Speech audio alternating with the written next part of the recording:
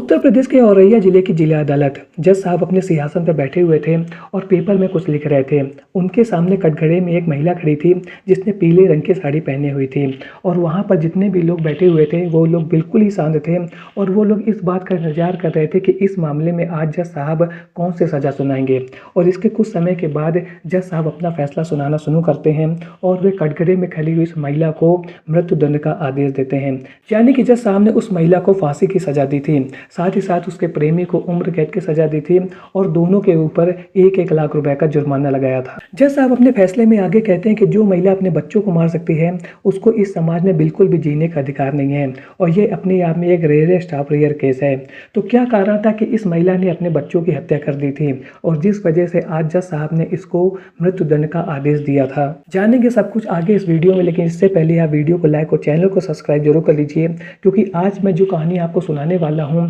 वो अपने आप में एक बहुत ही अनोखी कहानी है, जहां पर एक महिला ने केवल अपने एक लालच की वजह से, केवल अपनी एक इच्छा को पूरा करने के लिए अपने बच्चों की हत्या कर दी थी। तो क्या हुआ था इस केस में जिसकी वजह से आज इस महिला को मृत्युदंड की सजा सुनाई गई थी, सब कुछ बताऊंगा मैं आगे इस वीडियो में। तो चलिए वीडियो को शुरू करते हैं विस्तार से।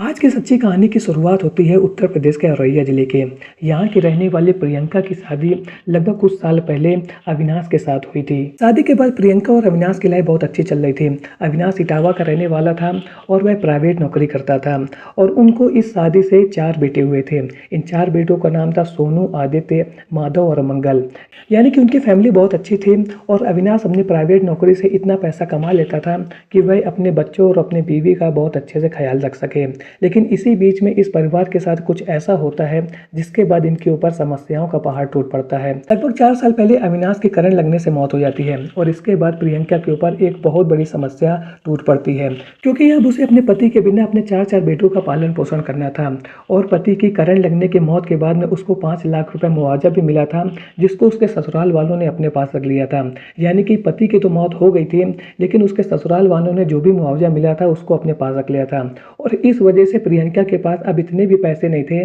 कि वो अपने बच्चों का अच्छे तरीके से पालन पोषण कर सके। और अपने 4 बेटों के पालन पोषण के लिए प्रियंका अपने चचेरे देवर आशीष के साथ गांव में ही रहना शुरू कर देती है। लेकिन जैसे वो अपने चचेरे देवर के साथ रहना शुरू कर देती है, गांव में रहने वाले लोग यानी कि जो उसका ससुराल था वहां पर रहने वाले लोग तरह तरह की बातें बनाना शुरू कर देते हैं कि कैसे प्रियंका अपने पति की मौत के बाद अपने देवर के साथ रह रही है और उसने अपने देवर के साथ शादी भी नहीं किया है। जब प्रियंका आशीष के साथ अपने रिश्ते को लेकर के इस प्रकार के ताने गाँव वालों से सुनती है तो वह वहां से निकल जाती है और इसके बाद अपने मैके औरैया पहुंच जाती है और वहां पर रहना शुरू कर देती है। और इसी बीच में जो उसका प्रेमी आशीष था यानी कि उसका जो चचेरा देवर था वो भी वहां पर आ जाता है, यानी कि उसके मैके में ही आ जाता है और साथ में उसके रहना शुरू कर देता है। और यहाँ पर भी वही सेम घटना होती है जो उसके ससुराल में हो रही होती है। यहाँ पर यानी कि मैके में जो उसके आसपास के गाँव वाले लोग थे वो भी लोग उसके ऊपर इसी तरीके के आरोप लगाने रहते हैं कि कैसे वो अपने पति की मौत के बाद अपने देवर से बिना शादी किए हुए अवैध संबंधों में आकर के उसके साथ रह रही है।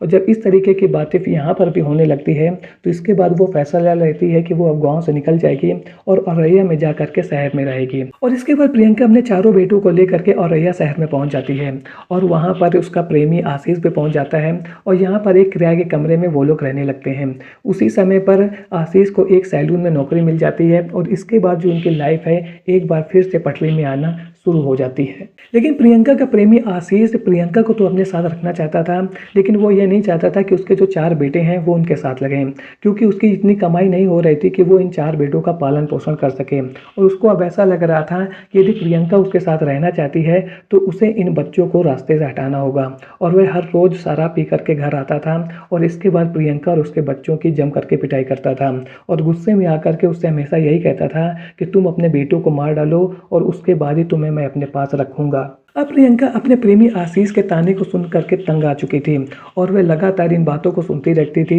और वह उससे हमेशा यही कहता था कि जब तक तुम अपने बच्चों को नहीं मारोगी यानी कि अपने बच्चों को रास्ते से नहीं हटाओगी तब तक तुम्हें मैं अपने पास नहीं रखूंगा। और इन्हीं तानों से तंग आकर एक दिन वो गुस्सा होकर के 27 जून 2024 को घर से निकलती है और इसके बाद ऑटो में 4 बच्चों को लेकर के सेंगूर नदी के केशमपुरम गाँव में पहुँचती है और इसके बाद एक एक करके अपने 4 बच्चों को नदी में धक्का दे देती है। जैसे ही उस घाट के आसपास आसपास के जो ग्रामीण लोग थे वो इस महिला को ऐसा करते हुए देखते हैं, वो तुरंत भाग करके उस जगह पर पहुंचते हैं और इसके बाद जो बच्चे नदी में डूब रहे थे उनको निकालने के लिए कूद जाते हैं। गांव वाले तुरंत पानी में कूद जाते हैं और सबसे पहले उसके बड़े बेटे सोनू को बचा लेते हैं और इसके बाद जो उसके दो और छोटे बेटे थे माधव और आदित्य को भी पानी से बाहर निकाल लेते हैं। लेकिन इन दो छोटे बेटों यानी कि माधव और आदित्य की डूबने से मौत हो जाती है और उसका जो सबसे छोटा बेटा था मंगल वो पानी में बह जाता है और उसके बाद गोताखोरों को बुलाया जाता है। गोताखोर उसको नदी में बहुत देर तक ढूंढते हैं और इसके बाद उसकी बॉडी को भी रिकवर कर लेते हैं। तो इस तरीके से ग्रामीणों ने 4 में से 1 बच्चे को बचा लिया था,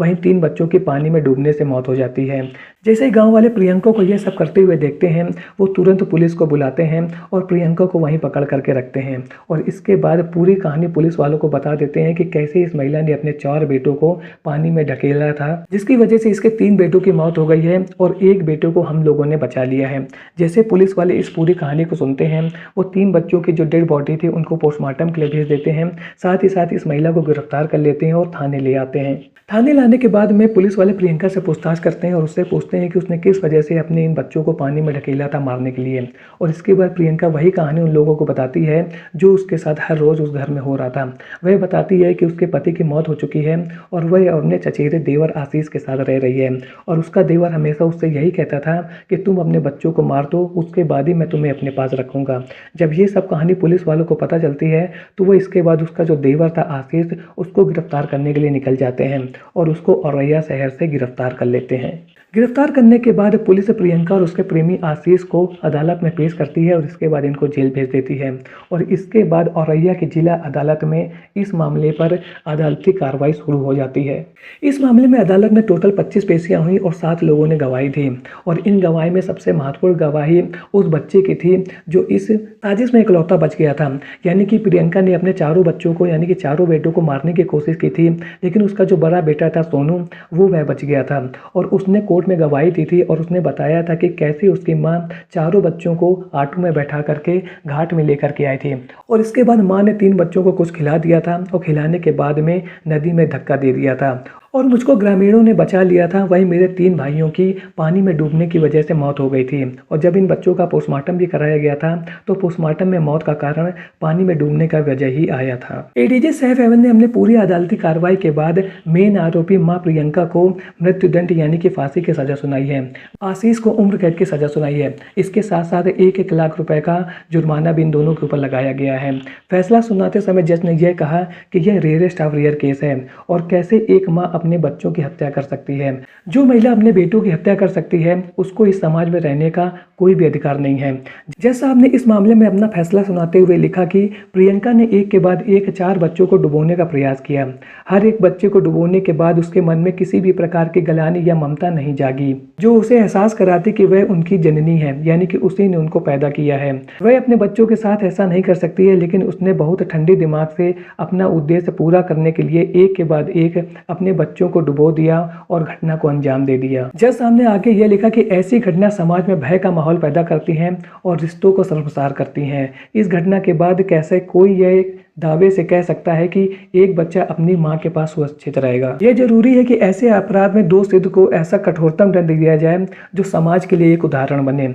और भविष्य में कोई व्यक्ति ऐसा करने की ना सोचे। कुल मिलाकर के एडीजे सैफ अहमद ने इस मामले में अपना फैसला सुनाते हुए इस बात की पूरी कोशिश की है कि समाज में इस प्रकार के गुनाहों की कोई भी जगह नहीं है और यदि कोई व्यक्ति इस प्रकार के गुनाह कर भी रहा है तो उसको ऐसी सजा दी जाएगी कि उसके बाद उसको जिस प्रकार की सजा दी गई है उसको देखने के बाद कोई भी व्यक्ति इस प्रकार के गुनाह करने की कोशिश नहीं करेगा। यानी कि इस प्रकार के जो भी गुनाह हमारे समाज में हो रहे हैं उनका कोई भी स्थान हमारे सभ्य समाज में नहीं है। जज साहब जब अपना फैसला सुना रहे थे तो प्रियंका कटघरे में बिल्कुल चुपचाप खड़ी थी और उसके चेहरे पर ना तो कोई सिकन थी ना ही इस बात का कोई पछतावा था कि उसने किस प्रकार का गुनाह कर दिया है। वह चुपचाप पूरा फैसला सुन रही थी और उसने आगे यही कहा था कि मेरे पति की मौत के बाद जो भी मुआवजा मिला था 5 लाख रुपए का वो ससुराल वालों ने रख लिया था। साथ ही साथ उसके पास एक भैंस भी थी, उसको भी ससुराल वालों ने छीन लिया था और इसके बाद वह अपने बच्चों का पालन पोषण नहीं कर पा रही थी और जिस वजह से उसने इतना बड़ा कदम उठा लिया। कुल मिलाकर के इन दोनों ही अपराधियों को आज अदालत ने बहुत ही कठोरतम सजा दी है